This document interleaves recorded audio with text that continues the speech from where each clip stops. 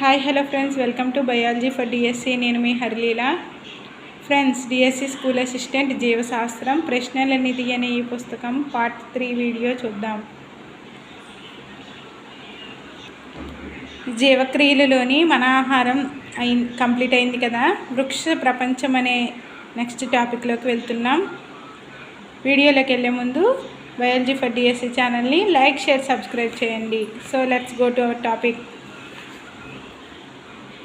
వృక్ష ప్రపంచం, plant world, మొక్కలు భాగాలు. ప్లేటో శిష్యుడైన థియోఫ్రాస్టస్ రాసిన వృక్షశాస్త్ర గ్రంథాలు enquiry into plants on the causes of plants. Plato శిష్యుడైన థియోఫ్రాస్టస్ రాసిన వృక్షశాస్త్ర గ్రంథాలు enquiry into plants on the causes of plants.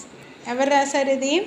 Enquiry into plants on the causes of plants Plato శిష్యుడైన థియోఫ్రాస్టస్ రాశారు. ఇవేంటి? ఈ గ్రంథాలు ఏంటి? వృక్షశాస్త్ర గ్రంథాలు అవి.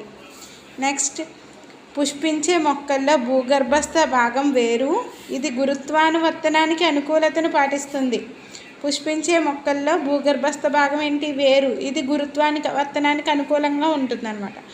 నెక్స్ట్, భూమిపైన ఉన్న మొక్క భాగం ప్రకాండ వ్యవస్థ. ఇది కాంతి అనువర్తనానికి అనుకూలతను చూపుతుంది. అంటే పై భాగం ప్రకాండ వ్యవస్థ కదా, ఇది కాంతి వైపు, అంటే కాంతి ఎటువైపు వస్తుందో దానికి అనుకూలతని చూపుతుంది. కాంతి అనువర్తనానికి అనుకూలతని చూపుతుంది ప్రకాండ వ్యవస్థ అనేది. నెక్స్ట్ బిట్ చూద్దాం. ద్విదళ బీజాలలో పిండంలోని ప్రథమ మూలం ప్రాథమిక వేరుగా భూమిలోనికి పెరుగుతుంది.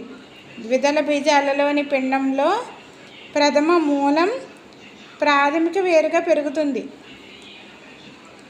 నెక్స్ట్ పాయింట్, ఏకదళ బీజాలలో ప్రథమ మూలం స్వల్పకాలం పాటు మాత్రమే ఉండి దాని స్థానంలో అనేక సంఖ్యలో వేర్లు ఏర్పడతాయి.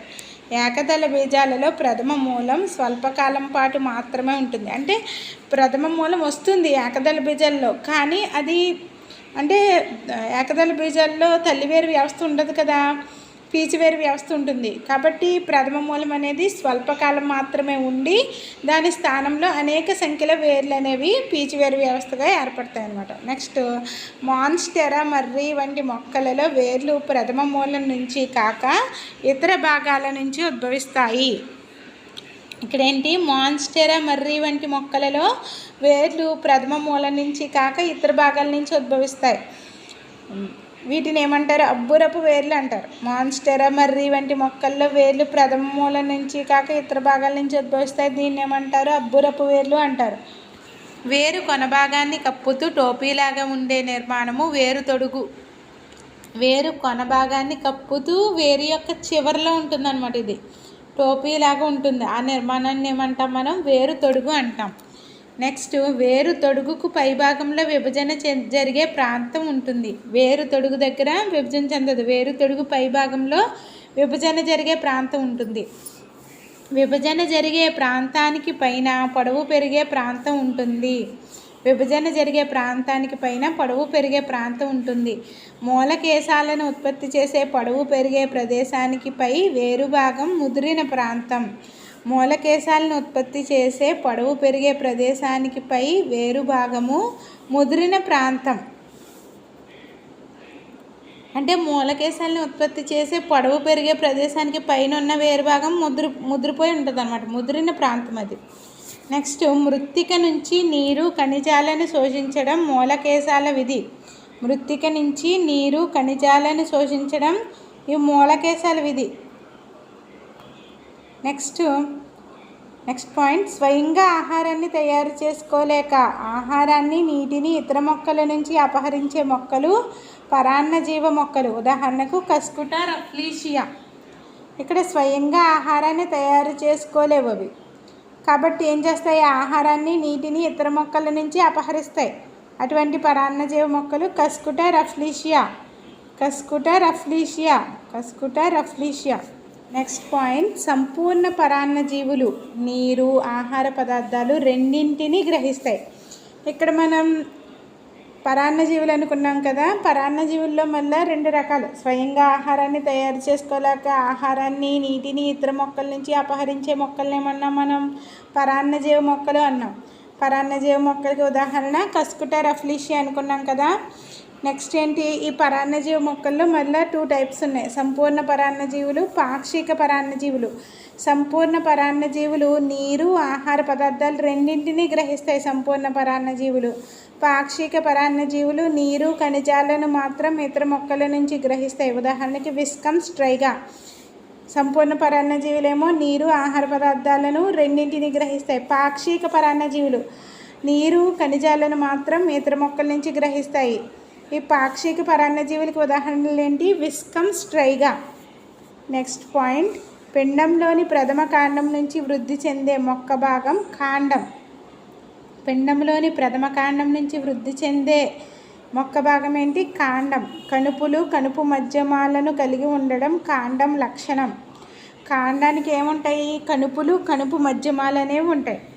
నెక్స్ట్ పాయింట్, భూగర్భస్థ కాండాలు ఆహారాన్ని నిల్వ చేయడం మాత్రమే కాకుండా పెరుగుదలకు ప్రతికూలతను ఎదుర్కొని దీర్ఘకాలికతను చూపే అంగాలుగాను పనిచేస్తాయి. భూగర్భస్థ కాండాలు ఆహారాన్ని నిల్వ చేయడం మాత్రమే కాకుండా పెరుగుదలకు ప్రతికూలతను ఎదుర్కొని దీర్ఘకాలికతను చూపే అంగాలుగాను పనిచేస్తాయి. ఈ భూగర్భస్థ కాండాలు వాటి యొక్క విధేంటి, ఆహారాన్ని నిల్వ చేయడం మాత్రమే కాకుండా ఈ భూగర్భస్థ కాండాలు పెరుగుదలకు ప్రతికూలతను ఎదుర్కొని దీర్ఘకాలికతను చూపే అంగాలుగాను ఈ భూగర్భస్థ కాండాలు పనిచేస్తాయి. నెక్స్ట్ టేబుల్, భూగర్భస్థ కాండం రూపాంతరం మొక్క. దుంపకాండం. దుంపకాండం మనం వేటిలో చూడవచ్చు, బంగాళాదుంపలో చూడవచ్చు దుంపకాండాన్ని. నెక్స్ట్ కొమ్ము కర్కుమ పసుపు. కందం అమార్ఫోపాలస్ కంద. అదేవిధంగా కందానికి ఉదాహరణ ఏంటి, కొలకేషియా చామ. లసనం నీరుల్లి. నెక్స్ట్ పాయింట్ చూద్దాం. ఆఫ్సెట్లలో ప్రతి కణుపు వద్ద రోజెటి క్రమంలో అమరి ఉండే పత్రాలు చక్రాభకాండ పీఠభాగం నుంచి ఏర్పడిన సంతులనం జరిపే వేర్లు ఉంటాయి. ఆఫ్సెట్లలో ఏముంటాయి, ప్రతి కణుపు వద్ద రోజెటి క్రమంలో అమరి ఉండే పత్రాలు ఉంటాయి. ఆఫ్సెట్లలో ప్రతి కణుపు వద్ద రోజెటి క్రమంలో అమరి ఉండే పత్రాలు ఉంటాయి.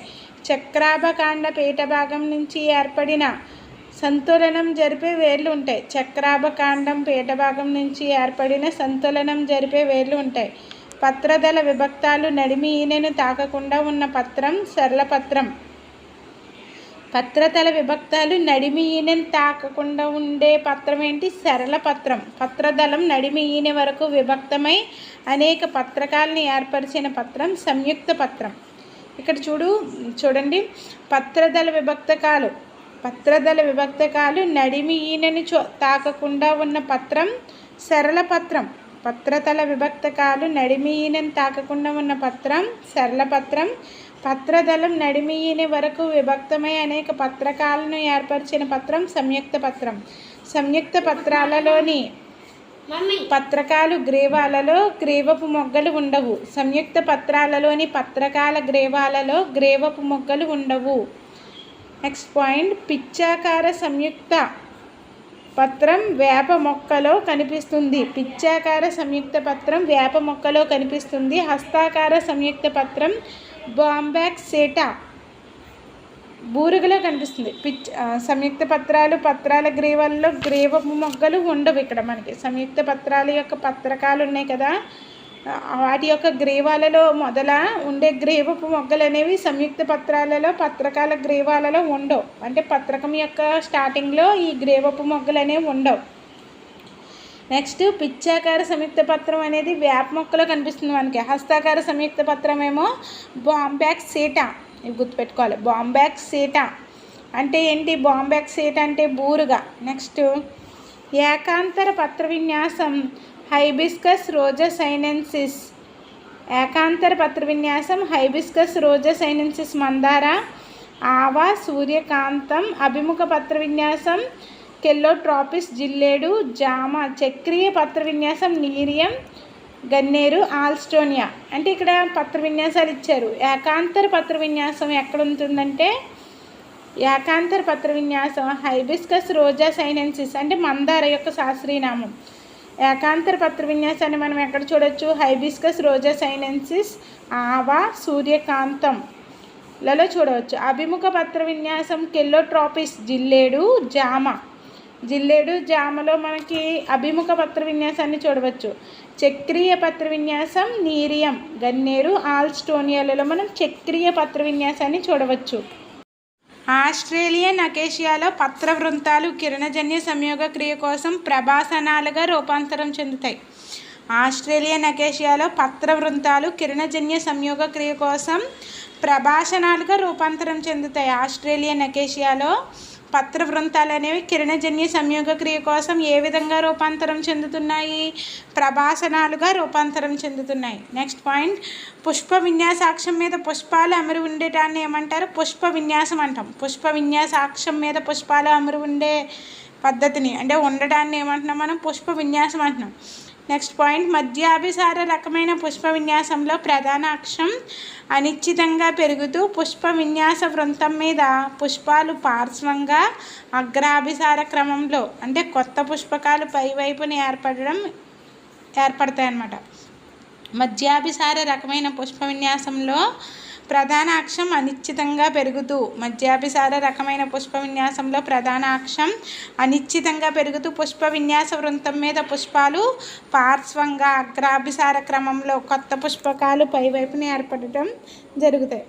పుష్ప విన్యాసం సమసికి కోరింబు. సమసికి పుష్ప విన్యాసం, సమసికి లేదా కోరింబు పుష్ప విన్యాసం మనం కాసియా మరియు కాలీఫ్లవర్లో చూడొచ్చు. సమసికి లేదా కోరింబు పుష్ప విన్యాసాన్ని కాసియా, కాలీఫ్లవర్లలో మనం చూడొచ్చు. నెక్స్ట్ గుచ్చం లేదా అంబెల్. గుచ్చం లేదా అంబెల్ పుష్ప విన్యాసాన్ని మనం నీరుల్లి, క్యారెట్లలో చూడవచ్చు. గుచ్చం లేదా అంబెల్ పుష్ప విన్యాసాన్ని నీరుల్లి లేదా క్యారెట్లో చూడవచ్చు. కంకి లేదా స్పైక్. కంకి లేదా స్పైక్ పుష్ప విన్యాసాన్ని అకిరాందస్ గ్రామిణీ కుటుంబాన్నిలో చూడొచ్చు మనం. కంకి లేదా స్పైక్, అకిరాందస్ లేదా గ్రామిణీ కుటుంబం అంటే ఇక్కడ వరి అనుకుంటే వరి కంకులు అంటాం కదా, జొన్న కంకులు, అకిరాందస్ గ్రామిణీ కుటుంబాల్లో చూడొచ్చు మనం. నెక్స్ట్ స్పాడిక్స్ మ్యూస అరిటి, కోకస్ కొబ్బరి, కొలకేషియా చామ. దీనిలో మనం స్పాడిక్స్ పుష్ప విన్యాసాన్ని చూడొచ్చు. మ్యూస అరిటిలోను, కోకస్ కొబ్బరిలోను, కొలకేషియా చామలోను మనం స్పాడిక్స్ని చూడొచ్చు. స్పాడిక్స్ పుష్ప విన్యాసాన్ని చూడొచ్చు. నెక్స్ట్ శీర్షవత్ లేదా హెడ్ పుష్ప విన్యాసము ట్రైడాక్స్ పొద్దుతిరుగుడు లేదా సూర్యకాంతంలో చూడొచ్చు. ట్రైడాక్స్ పొద్దుతిరుగుడు లేదా సూర్యకాంతం మొక్కలలో మనం శీర్షవత్ పుష్ప విన్యాసాన్ని చూడవచ్చు.